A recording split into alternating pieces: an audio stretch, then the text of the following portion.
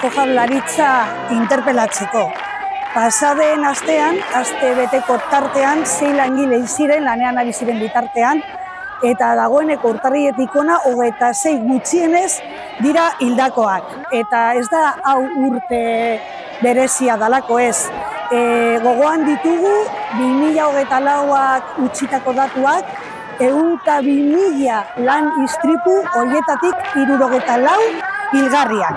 Lan istripu hauek prebentzio neurri sinpleekin ekidin zitazke, baina patronalak impunitate osoz eta lan kostuak merketzeko ez du betetzen laneko segurtasunari eta osasunari buruzko araudia. Lan istripuak ez dira kasualitateak, erantzulea dute, hiltzen gaituzte, zenbat langile hilotz gehiago behar dituzte. Hemendik dei egiten diegu, bai Pradales lehendakariari, zein Txibite Nafarroako gobernu buruari, bat urgentziazko gobernu kontseilua deitu ditzaten. Bi patronalei bai zen, bai Confebaskeri dagozkien ardurak har ditzaten exigitzeko.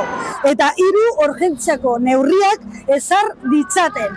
Aski da, lanetik etxera bizirik bueltatu nahi dugu.